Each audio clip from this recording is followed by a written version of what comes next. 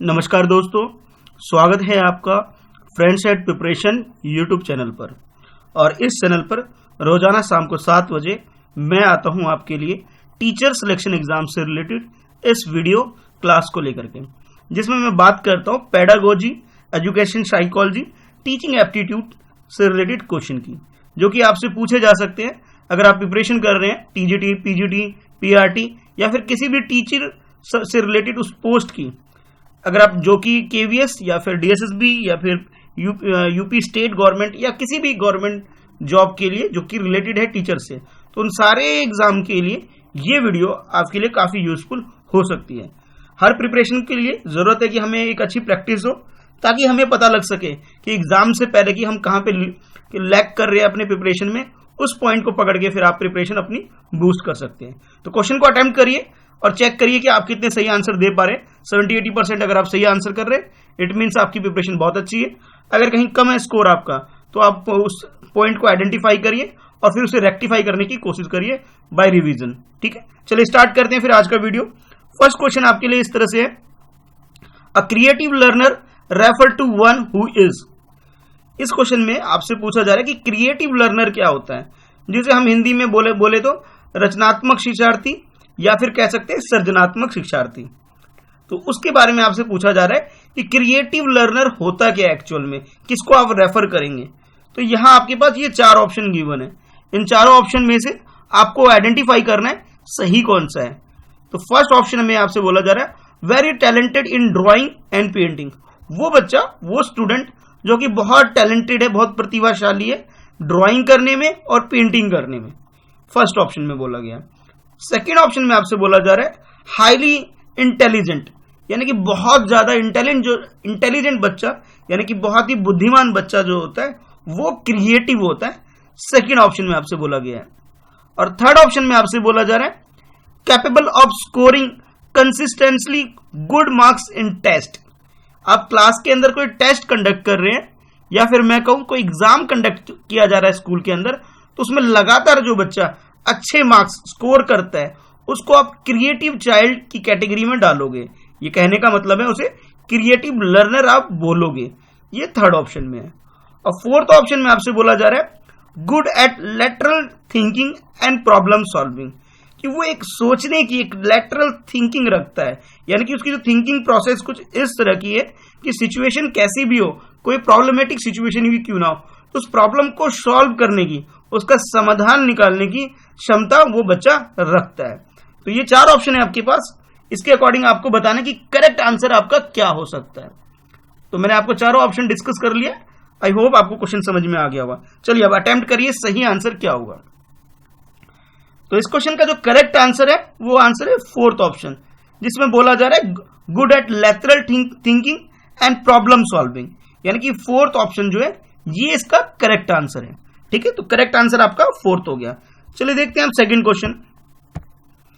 इस क्वेश्चन में आपसे पूछा जा रहा है individual learner differ from each other in, यानी कि हर एक स्टूडेंट, हर एक लर्नर, हर एक चाइल्ड इंडिविजुअली किसी न किसी चीज में डिफर होता है, अलग होता है। यानी कि जो क्वेश्चन उठाया गया है आपसे साइकोलॉजी से उठाया गया है, चाइल्ड साइकोलॉजी से क्वेश्चन उठाया गया है, जिसमें हम इंडिविजुअल डिफरेंस पढ़ा करते थे अपने टीचिंग ट्रेनिंग के कोर्स के दौरान। तो उसमें से क्वेश्चन उठाया गया आपसे कि individual learner differ from each other. हर एक बच्चा, हर एक लर्नर एक दूसरे से डिफरेंस रहता है, उसके अंदर कुछ ना कुछ, हर किसी की सोचने की क्षमता, काम करने की क्षमता अलग होती है। तो उसके रिगार्डिंग आपसे क्वेश्चन पूछा जा रहा है ये 4 स्टेटमेंट की फॉर्म से। तो आपको बताना है कि करेक्ट ऑप्शन क्या हो सकता है। तो फर्स्ट ऑप्शन में बोला जा रहा है principle of growth and development. ये क्या, ये कहां से संबंध रखती है? Principle of growth and development से संबंध रखती है, फर्स्ट बोला गया है। सेकंड बोला गया है रेट ऑफ डेवलपमेंट, कि रेट ऑफ डेवलपमेंट की वजह से इंडिविजुअल डिफरेंस स्टूडेंट्स में, लर्नर में होता है, सेकंड बोला गया है। थर्ड ऑप्शन में बोला जा रहा है सीक्वेंस ऑफ डेवलपमेंट, यानी कि जो विकास का क्रम है, सीक्वेंस है, स्टेप बाय स्टेप, उसकी वजह से ये डिफरेंस होता है, इंडिविजुअल डिफरेंस जिसे हम कहते हैं।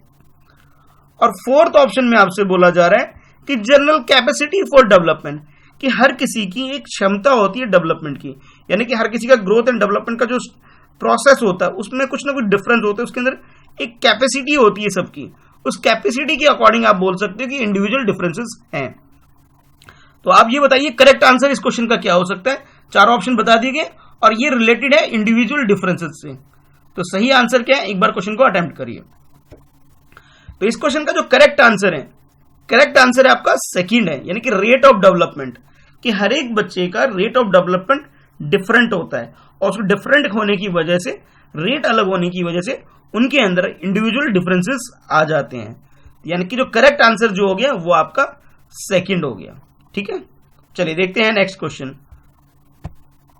इस क्वेश्चन में आपसे बात की जा रही है every learner is unique means that, हर एक बच्चा, हर एक लर्नर यूनिक होता है।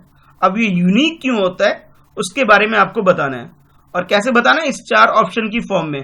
तो आपको ये बताना है कि भाई ये यूनिकनेस किस वजह से होता है, आपको ये बताना है। तो चार ऑप्शन है आपके पास। फर्स्ट ऑप्शन में जो बोला गया है कि 1-2 learners are alike in their capability, interest and talent. जो लर्नर है वो यूनिक इसलिए होता है क्योंकि दो लर्नर के बीच में जो बात अगर हम करें उसकी कैपेबिलिटीज की, उसके इंटरेस्ट की और उसके टैलेंट की, इन तीनों फैक्टर की वजह से वो यूनिक होता है। फर्स्ट ऑप्शन में ऐसा बोला गया है। अच्छा, सेकंड ऑप्शन जो बोला गया उसमें बोला जा रहा है कि learners do not have any common qualities, कि जो लर्नर है, स्टूडेंट है, उनके अंदर कोई भी कॉमन क्वालिटीज हो ही नहीं सकती। Nor do they share common goal, कि दो बच्चों का सेम गोल भी नहीं हो सकता, ऐसा बोला जा रहा है सेकंड ऑप्शन के अंदर। और थर्ड ऑप्शन में बोला जा रहा है a common curriculum for all learner is not possible, कि हर एक बच्चे के लिए कॉमन करिकुलम यानी कि एक ही सिलेबस सब बच्चों का को पढ़ाना या फिर उनका होना पॉसिबल नहीं है, ऐसा बोला जा रहा है थर्ड ऑप्शन में। और फोर्थ ऑप्शन में आपसे बोला जा रहा है इट इज इम्पॉसिबल, ये बिल्कुल इम्पॉसिबल है to develop the potential of learner in a heterogeneous class. Heterogeneous class का मतलब होता है जो एक जैसी क्लासरूम में एक जैसे जो लोग नहीं होते जिसके अंदर, तो यानी कि आपसे करें यानी कि विषम, यानी कि ऐसी क्लासरूम जिसमें बच्चों के अंदर कुछ ना कुछ डिफरेंसेस होते हैं। तो ऐसी क्लासरूम के अंदर कि भाई सेम पोटेंशियल डेवलप करना, हर एक बच्चे का डेवलप करना, ये पॉसिबल नहीं है, फोर्थ ऑप्शन में बोला गया है। तो चारों ऑप्शन मैंने आपसे डिस्कस कर लिया। अब आप बताइए करेक्ट आंसर इसका क्या हो सकता है। तो इस क्वेश्चन का जो करेक्ट आंसर इसका फर्स्ट है, यानी कि एबिलिटी, इंटरेस्ट और टैलेंट, ये बेसिकली थ्री मेजर फैक्टर है जिसे हम हिंदी में क्षमता, रुचि और प्रतिभा बोलते हैं, कि जिसके आधार पर हर एक बच्चा, हर एक स्टूडेंट, हर एक लर्नर यूनिक है अपने आप में। यानी कि जो करेक्ट आंसर जो आपका इसका हो गया, ये हो गया फर्स्ट ऑप्शन। ठीक है, चलिए देखते हैं अब नेक्स्ट क्वेश्चन। और नेक्स्ट क्वेश्चन में आपसे बोला जा रहा है constructivism as a theory. Constructivism as a theory आपने इस चारों ऑप्शन को देखना है और जो इससे रिलेटेड है, एसोसिएटिव है, वो आपके लिए करेक्ट आंसर होगा। कंस्ट्रक्टिविज्म को आप हिंदी में बोल सकते हैं निर्माणवाद। तो उसके सिद्धांत के हिसाब से आपको बताना है कि उसके सिद्धांत से कौन सा स्टेटमेंट जुड़ा हुआ है या फिर कहें उससे रिलेटेड है। चलिए वन बाय वन देख लेते हैं चारों ऑप्शन को। तो फर्स्ट ऑप्शन बोला जा रहा है focuses on the role of imitation, कि इसके अंदर क्या जाता है, इमिटेशन के ऊपर फोकस किया जाता है, यानी कि जो नकल करने की जो क्षमता है, भूमिका है, उसके रोल है, उस पर फोकस किया जाता है, ऐसा बोला जा रहा है फर्स्ट ऑप्शन में। और सेकंड ऑप्शन में आपसे बोला जा रहा है कि emphasise the role of the learner in constructing his own view of the world, कि इसमें फोकस बेसिकली जिसमें मेजर फोकस जो होता है वो इस बात पे होता है कि बच्चा जो भी चीज कंस्ट्रक्ट कर रहा है, जो भी बना रहा है, ठीक है, चाहे वो वैल्यू हो, थॉट हो, नॉलेज हो, जो भी कर रहा है वो उसका इंडिविजुअल होता है, वो खुद का, उसका अपना अकेले का होता है, उसका खुद का होता है। यानी कि दुनिया में किसी और के थॉट प्रोसेस से वो कोई नकल या चीटिंग नहीं करता, वो अपना थॉट प्रोसेस खुद डेवलप करता है। ये सेकेंड ऑप्शन में बोला जा रहा है।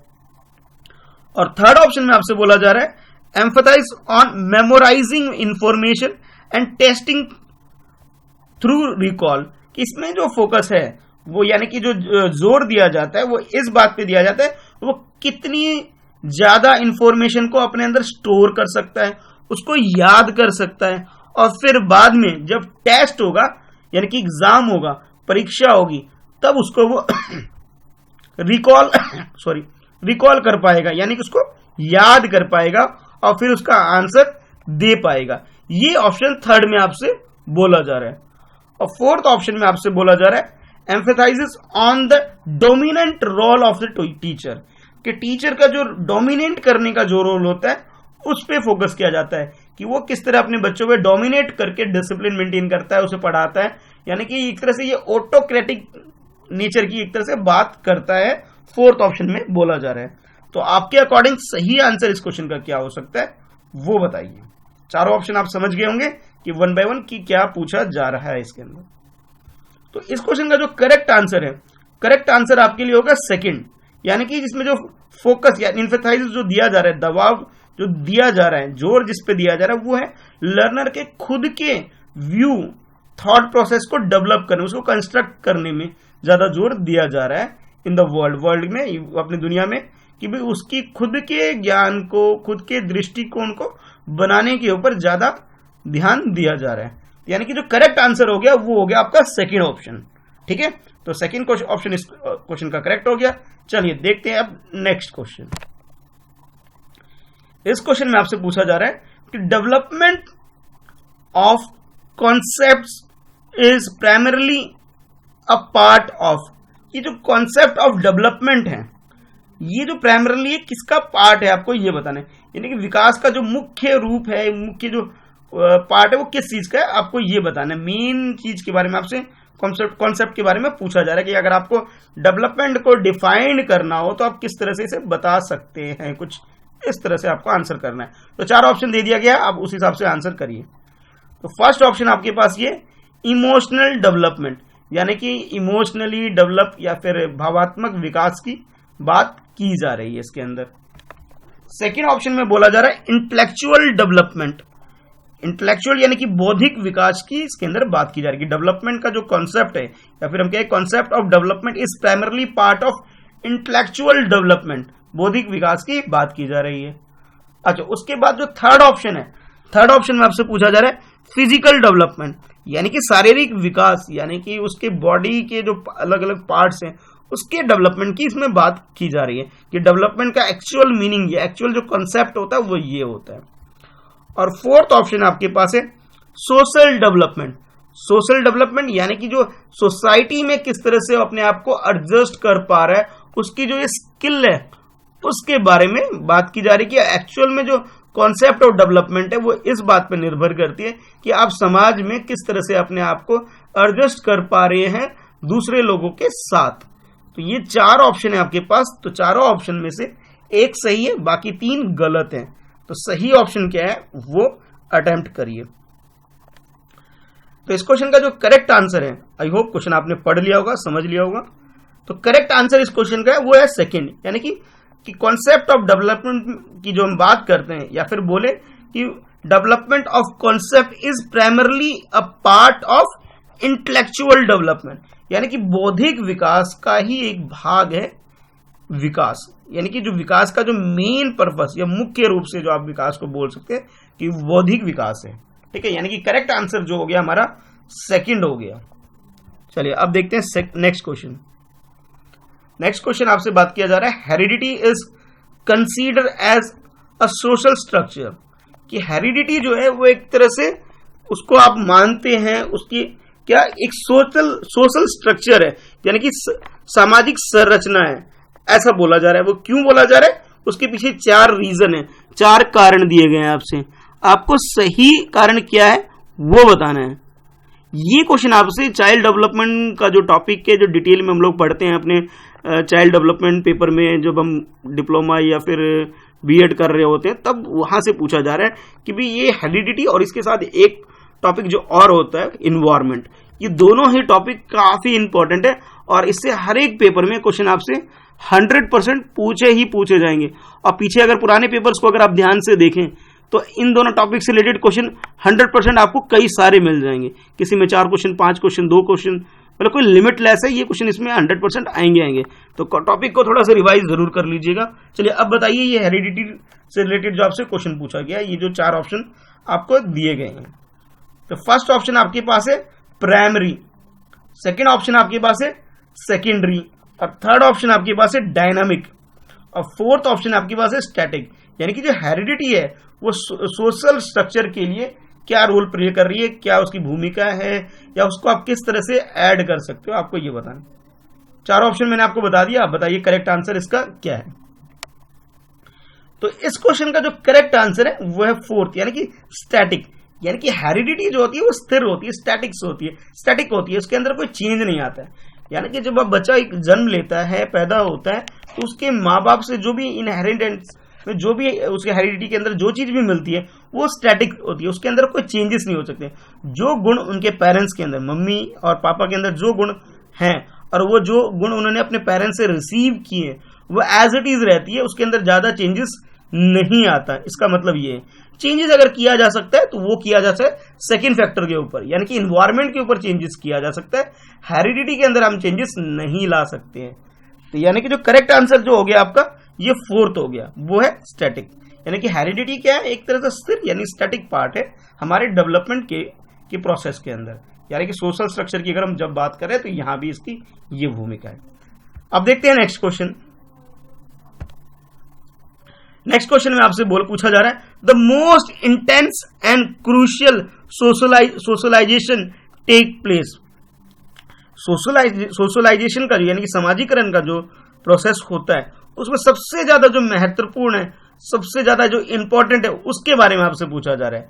तो ये चार प्रोसेस, ये चार फैक्टर, ये चार थिंग्स, ये चार टॉपिक्स आपको दे रखे जो सबसे ज्यादा सोशलाइजेशन से रिलेटेड है, आपको वो बताने, जो उस प्रोसेस में सबसे ज्यादा जो महत्वपूर्ण है वो बताने।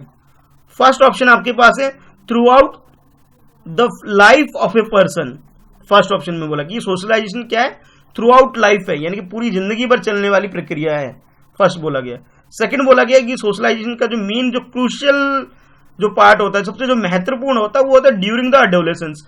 कि एडोलेसेंस की जो टाइम पीरियड जो होता है, जब एक बच्चा एडोलेसेंस की पीरियड से गुजरता है, वो सबसे ज्यादा अहम यानी कि महत्वपूर्ण होता है in point of view of socialisation के पॉइंट ऑफ व्यू से अगर हम बात करें। अच्छा, थर्ड ऑप्शन बोला जा रहा है ड्यूरिंग अर्ली चाइल्डहुड, यानी कि जो अर्ली चाइल्डहुड यानी कि बाल्यावस्था की जब शुरुआत होती है, बचपन की जब शुरुआत होती है, जो भी अर्ली टाइम जो होता है उसकी बात करिए, वो सबसे ज्यादा क्रूशियल होता है। नेक्स्ट बोला जा रहा है आपसे फोर्थ ऑप्शन में ड्यूरिंग अडल्टहुड, यानी कि 18 प्लस की अगर हम बात करें, जब अडल्टहुड का टाइम पीरियड स्टार्ट होता है वो सबसे ज्यादा क्रूशियल होता है in point of view of socialisation, यानी समाजीकरण का सबसे गहन, सबसे महत्वपूर्ण जो टाइम पीरियड होता है वो है ड्यूरिंग अडल्टहुड, फोर्थ ऑप्शन के अकॉर्डिंग। तो आपके अकॉर्डिंग सही क्या है, आपको ये अटेम्प्ट करना है। चारों ऑप्शन आपको आई होप समझ में आ गया होगा कि पूछा गया जा रहा है। ठीक है, चलिए बताइए करेक्ट आंसर इसका क्या है। तो इस क्वेश्चन का जो करेक्ट आंसर है, करेक्ट आंसर आपके लिए हो गया सेकंड, यानी कि एडोलेसेंस यानी किशोरावस्था के जो टाइम पीरियड होता है वो सबसे ज्यादा महत्वपूर्ण होता है एक बच्चे के लिए, जब वो समाजीकरण की प्रक्रिया के अंदर जा रहा होता है। यानी कि समाजीकरण का सबसे महत्वपूर्ण, सबसे क्रूशियल, इंटेंस जो मोमेंट होता है वो होता है ड्यूरिंग एडोलेसेंस, किशोरावस्था की अवस्था। तो यानी कि जो करेक्ट आंसर जो हमारा हो गया, करेक्ट आंसर हमारा हो गया इसके अंदर सेकंड ऑप्शन। ठीक है, चलिए अब देखते हैं नेक्स्ट क्वेश्चन। इस क्वेश्चन में आपसे पूछा जा रहा है हेल्पिंग लर्नर्स रिकैप्चुलेट और रिकॉल।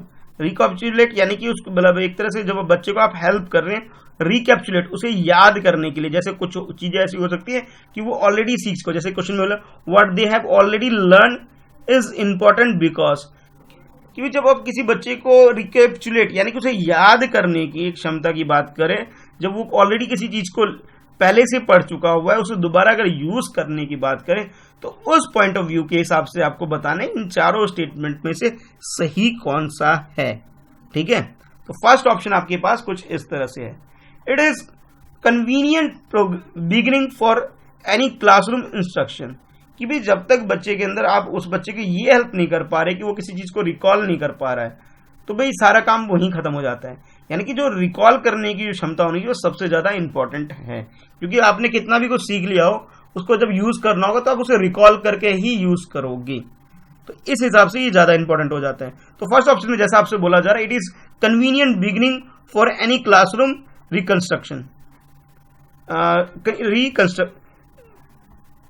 यानी कि जो फोर्थ ऑप्शन यानी फर्स्ट ऑप्शन जो आपके पास है, इसमें बोला गया कि भाई सबसे ज्यादा जो जरूरी है, कन्वीनियंट है, वो क्लासरूम इंस्ट्रक्शन के लिए ये सबसे ज्यादा जरूरी पार्ट है। सेकंड आपसे बोला जा रहा है रिलेटिंग न्यू इन्फॉर्मेशन, कि नए इन्फॉर्मेशन की अगर हम पॉइंट ऑफ व्यू के हिसाब से अगर बात करें, टू प्रियोर नॉलेज और इनहेंस लर्निंग, कि जो पुराना जो भी उसने सीखा हुआ है और जो नया सीखने जा रहा है, तो दोनों को इनहेंस करने, उनको बना के रखने के लिए ये जरूरी कि आपको उसे याद करना, यानी कि रिकॉल आप कर सके। नेक्स्ट ऑप्शन में बोला जा रहा है थर्ड में, it is an effective way of revising old lesson, कि भाई रिकैप्चुलेट कर पाना, रिकॉल कर पाना, ये अपने पुरानी जो चीजें आपने लेसन जो पढ़ रखे हो उसको रिवाइज करने का एक सबसे बेहतरीन तरीका है। और फोर्थ ऑप्शन में आपसे बोला जा रहा है, it enhance the memory of a learner thereby strengthening learning, कि भाई रिकॉल करना एक तरह से हमारी जो मेमोरी होती है उसको भी इनहेंस करते हैं, उसे भी हम क्या करते हैं कि भाई मजबूत बनाते हैं, ताकि हम जो चीजों को, जो भी चीज हम ऑलरेडी सीख चुके हैं उसका बेहतर तरीके से इस्तेमाल कर सके, ये बोला जा रहा है, इसलिए ये इंपॉर्टेंट है। तो चारों ऑप्शन आप समझ चुके होंगे, आपके हिसाब से करेक्ट आंसर क्या है वो बताइए। तो इस क्वेश्चन का जो करेक्ट आंसर है, करेक्ट आंसर हो गया इसका सेकंड, यानी कि जो ये क्या है कि रिलेटेड न्यू इन्फॉर्मेशन, कि नया lesson, new information, new things जो आप पढ़ रहे हैं और जो आपने पहले से सीख रखी है, यानी कि to prior information enhance learning, कि दोनों को बैलेंस कर पाना, दोनों को अच्छे से इनहेंस करके यूज करने के लिए ये सबसे ज्यादा जरूरी है कि आप उसे रिकॉल कर पाए। मान लीजिए मैं एक एग्जांपल देके चलता हूं आपको, आप मल्टीप्लिकेशन सीखना चाह रहे हैं, ठीक है, आपको मल्टीप्लिकेशन नहीं आता, पर you already have learn tables, table आप पहले सीख चुके हैं, मल्टीप्लिकेशन सीखना चाह रहे हैं, और जो अगर आप टेबल्स को अच्छे से रिकॉल कर पाते हैं, तब जाकर के आप ये जो प्रोसेस है मल्टीप्लिकेशन, उसे और अच्छे से इसकी नॉलेज को और इनहेंस कर पाएंगे। और दोनों जो स्किल है आपकी, इन दोनों स्किल की बेसिस पे आप मैं ये कह सकता हूं कि जो आपकी मैथ्स में कैलकुलेशन जो होगी वो और फास्ट हो जाएगी, ठीक है। यानी कि आपने प्रीवियस नॉलेज और जो करंट नॉलेज है, दोनों को आपने क्या किया, अच्छे से कोलैबोरेट कर लिया, इसकी वजह से कैसे, रिकॉल करके। तो जो करेक्ट आंसर जो हमारा इस क्वेश्चन का हो गया, वो हो गया आपका सेकेंड ऑप्शन, ठीक है। यानी कि न्यू इन्फॉर्मेशन और प्रीवियसली ऑलरेडी लर्न जो है, दोनों को इनहेंस करके लर्निंग के लिए ये काफी हेल्पफुल है। देखते हैं अब नेक्स्ट क्वेश्चन। नेक्स्ट क्वेश्चन में आपके पास है, अकॉर्डिंग टू पियाजे, जीन पियाजे के अकॉर्डिंग आपको बताना है, ये आंसर करना है, उनकी थ्योरी के पर ध्यान में रखते हुए। During the first stage of development, यानी कि स्टेज जो जीन पियाजे ने अपने हिसाब से जो डेवलपमेंट की अलग अलग जो स्टेज बताई है, उसका जो फर्स्ट स्टेज है, यानी कि बर्थ टू अबाउट 2 ईयर, यानी कि 0 से लेके जो 2 साल का जो पीरियड होता है, उसके बारे में आपको बताना है। चाइल्ड लर्न बेस्ट, सबसे बेस्ट तरीके से क्या सीखता है वो। तो ऑप्शन इस तरह से आपके पास है, first option by using senses, कि अपने सेंसेस को यूज करके सबसे अच्छी तरीके से सीखता है। सेकंड आपसे बोला जा रहा है बाय कॉम्प्रीहेंडिंग न्यूट्रल वर्ड, कि भाई कॉम्प्रीहेंड करके उसको अच्छे से एक्सप्लेन करके अपने न्यूट्रल वर्ड को समझ पाता है इसके अंदर। और थर्ड ऑप्शन में आपसे बोला जा रहा है by thinking and abstract fashion, कि बच्चा बहुत ज्यादा सोच कर करके, मतलब एक तरह से एब्स्ट्रैक्ट चीजों को के बारे में सोच करके सीखता है। और फोर्थ ऑप्शन में बोला जा रहा है by applying new acquired knowledge of language, कि जो चीज वो नई चीज सीख रहा है अपने मम्मी पापा को सुन के जो कर रहा है, उस चीज को अप्लाई करके। जैसे कोई भी चीज देखता है, तो जैसे मान लीजिए एक छोटा बच्चा है, 2 साल से कम उम्र का है, तो वो घर में आप किसी चीज को बोलते हैं कि सपोज पानी पीते हैं, तो पानी को आप वाटर, पानी कुछ इस तरह से बोलते हैं, तो बार बार वो सुनता है कि मम्मी से, पापा से, सबसे सुन रहा है, तो फिर वो समझ जाता है, फिर वो उसको बार बार बोल बोल के वो भी बोलता है उसे ये पानी है। तो इस तरह से आप इसको बोल सकते हैं। तो चारों ऑप्शन मैंने आपको समझा दिए। इन चारों ऑप्शन के हिसाब से जो करेक्ट आंसर है वो बताइए क्या है। कि बच्चा जब 0 से लेके 2 साल का पीरियड होता है, यानी कि पियाजे के अकॉर्डिंग जो वो फर्स्ट स्टेज में होता है, वो सबसे ज्यादा किस तरीके से लर्न करता है, बेस्ट मेथड उसका क्या होता है बच्चे का, ये बताइए। तो उस टाइम क्योंकि बच्चा बहुत छोटा होता है, मानसिक रूप से उतना ज्यादा डेवलप नहीं होता है, तो उस टाइम अपने सेंसेस को यूज करता है, यानी कि टच करके, सुन करके, बोलने की कोशिश करके, तो यानी कि अपने सेंसेस को यूज कर, देख करके चीजों को ज्यादा सीखता है। ठीक है, तो करेक्ट आंसर हमारा हो गया इसका फर्स्ट ऑप्शन। चलिए अब देखते हैं नेक्स्ट क्वेश्चन। इस क्वेश्चन को आपसे पूछा जा रहा है, इस क्वेश्चन में theory of learning which totally and only depends on observable behaviour is associated with the theory of learning. Learning के बारे में, लर्निंग की थ्योरी के बारे में आपसे पूछा जा रहा है कि ये जो चीजें टोटली और ओनली डिपेंडेंट है, कि थ्योरी ऑफ लर्निंग जो है पूरी तरह डिपेंडेंट है, अच्छे से बिल्कुल पूरी तरह से डिपेंडेंट वो इस बात पे है कि ऑब्जर्वेबल बिहेवियर, कि किसी के बिहेवियर को ऑब्जर्व करके जब आप सीखते हो, ये लर्निंग इस तरह से पूरी तरह डिपेंडेंट है और ये एसोसिएटेड है हमारे लर्निंग की थ्योरी के साथ। तो ये जो बात है ये किस थॉट ऑफ स्कूल में बोला गया था? तो फर्स्ट ऑप्शन आपके पास है कॉग्निटिविस्ट, जो मतलब कॉग्निटिविस्ट थे वो इस बात को बोलते हैं, यानी संज्ञानात्मक लोग थे वो इस बात को बोलते हैं। सेकंड आपसे बोला जा रहा है कि डेवलपमेंटल जो स्कूल ऑफ थॉट प्रोसेस था साइकोलॉजी में, वो ऐसा बोलते हैं। थर्ड ऑप्शन है आपके पास बिहेवियरिस्टिक्स, यानी कि जो व्यवहारवादी थे वो लोग इस बात को रखते हैं कि टोटली ऑब्जर्व के ऊपर डिपेंड करती है। और थर्ड के बाद ये फोर्थ ऑप्शन की बात करें तो उसमें बोला जा रहा है कंस्ट्रक्टिविटीज, यानी कि जो रचनात्मक थे, यानी कि रचनावादी जो लोग साइकोलॉजी थे वो इस बात को मानते हैं। तो आपको बताना है कि किस स्कूल ऑफ थॉट प्रोसेस में ये बात बोली गई थी कि भी लर्निंग की जो थ्योरी है टोटली डिपेंड करती है हमारे ऑब्जर्वेशन के ऊपर, यानी कि ऑब्जर्वेबल बिहेवियर के ऊपर टोटली रिलायबल है, टोटली एसोसिएटेड है, ऐसा बोला जा रहा है इस क्वेश्चन के अंदर। तो चार ऑप्शन है, चारों ऑप्शन के हिसाब से अपने क्वेश्चन को अटेम्प्ट करिए और सही आंसर क्या है वो बताइए। तो इस क्वेश्चन का जो करेक्ट आंसर है, करेक्ट आंसर इसका थर्ड है, यानी कि ये बात किसने बोली है? बिहेवियरिस्टिक्स जो लोग थे, यानी कि जो व्यवहारवादी थे वो ऐसा बोलते हैं कि लोगों के व्यवहार को आप ऑब्जर्व करिए, उसको देखिए, तब जाकर आप किसी चीज को सीख सकते हैं। यानी कि लर्निंग का जो थ्योरी है वो टोटली डिपेंड करता है हमारे ऑब्जर्वेबल बिहेवियर के ऊपर, कि हम किस तरह से चीजों को ऑब्जर्व कर पाते हैं, उसके बाद हम उसे सीख पाते हैं। तो करेक्ट आंसर इस क्वेश्चन का जो हो गया वो हो गया थर्ड ऑप्शन। ठीक है, तो आज के लिए इस वीडियो में इतना ही था। ये कुछ क्वेश्चन थे जो कि मैं मोस्टली जो ये क्वेश्चन थे साइकोलॉजी के ऊपर थे, पेडागोजी के ऊपर थे। वीडियो आपको कैसा लग रहा है कमेंट करके जरूर बताना, वीडियो को लाइक जरूर करिए और अपने बाकी फ्रेंड्स में शेयर करिए। और इसके अलावा आप चाहते हैं अगर सोशल मीडिया में मुझसे जुड़ना चाहते हैं तो लिंक मैंने डिस्क्रिप्शन में दे रखा है, आप जहां चाहें मुझे फॉलो कर सकते हैं। तो ठीक है, चलो मिलते हैं फिर नेक्स्ट वीडियो में। इस वीडियो में आज के लिए इतना ही है। तो कल सुबह 7 बजे मिलते हैं करंट अफेयर जनरल स्टडीज की वीडियो में, और शाम को एज यूजुअल आपके टीचर सिलेक्शन एग्जाम की वीडियो रहेगी। ठीक है, तो अभी के लिए इस वीडियो में इतना ही है।